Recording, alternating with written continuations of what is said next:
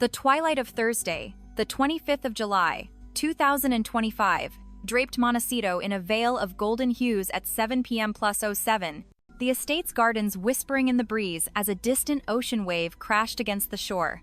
Meghan Markle lounged by the pool, watching Lilibet, her 4-year-old daughter, play with toys, her mind preoccupied with the day's media leaks about her wine brand. At 7:15 p.m., Lilibet toddled to the edge, reaching for a floating toy, but slipped, hitting her head on the rim before sinking into the water.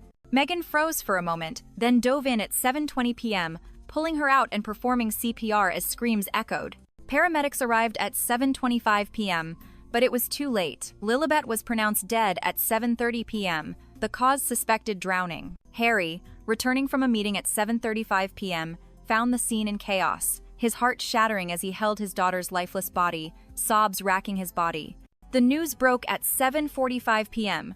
Royal panic. Meghan is suspect of assassinating her daughter Lilibet. The headlines spread like wildfire, amassing 5 million views in minutes, the world reeling from the accusation.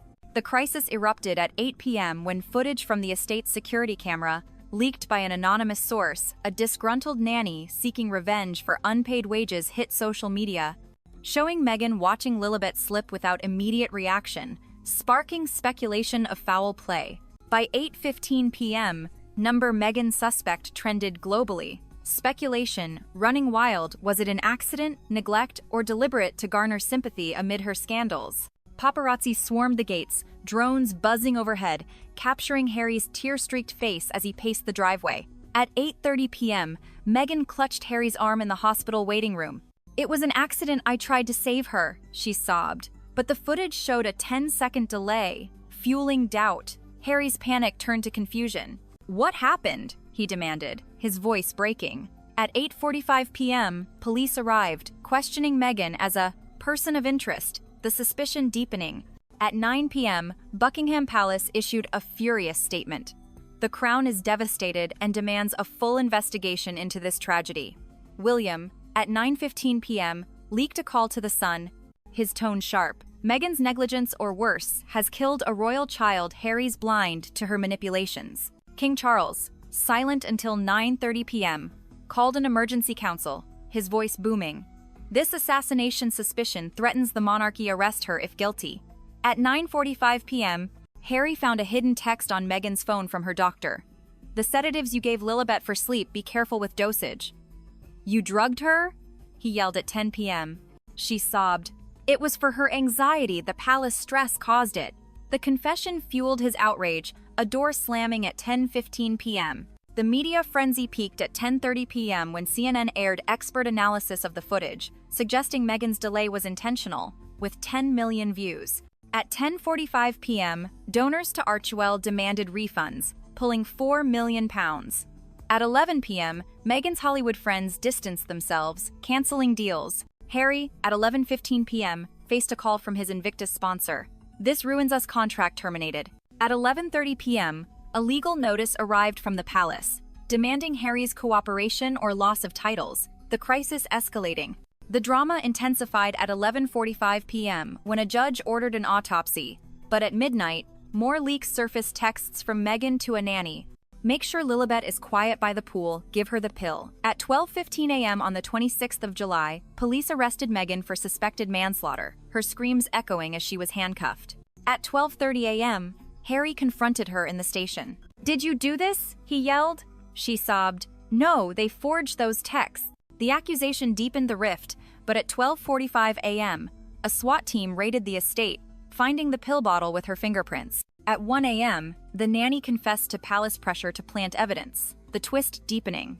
At 1:15 a.m., Harry leaked the confession, igniting outrage with 15 million views by 1:30 a.m. Harry's panic turned to action at 1:45 a.m. when he hacked the palace's guest Wi-Fi from a previous visit, finding emails about removing the Sussex threat permanently. At 2 a.m., he leaked it, igniting outrage. At 2:15 a.m., William issued a statement. "Meghan's deception is unforgivable." The statement at 2:30 a.m. fueled the fire. At 2:45 a.m., Harry recorded a video, airing at 3 a.m.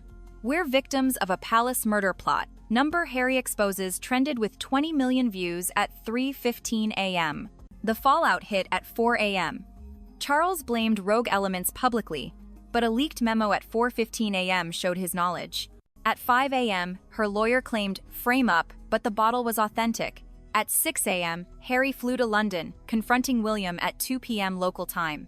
"Your plot killed my daughter," he yelled. William denied, but at 2:15 p.m., a palace insider confessed to the setup. The climax came at 3 p.m. when Meghan was released on bail, arriving at the palace. At 3:15 p.m., she burst into the council room, sobbing, "Your murder plot ends now."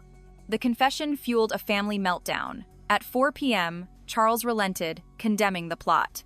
At 4:15 p.m., the insider's arrest confirmed palace ties, but at 4:30 p.m., a new threat, a poisoned gift for Lilibet arrived, twisting the plot. At 5 p.m., a joint statement aired, "We mourn and unite."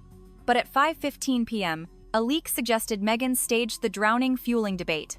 At 6 p.m., Harry and Meghan reunited, their bond tested. At 7 p.m., the palace locked down, protesters chanting number, "Justice for Lilibet." At 8 p.m., a court date was set for the 1st of August. At 9 p.m., Meghan broke down on live television. "The assassination is real, they tried to kill her." The royal assassination twist had sparked Harry's revelation and palace cover-up, leaving scars.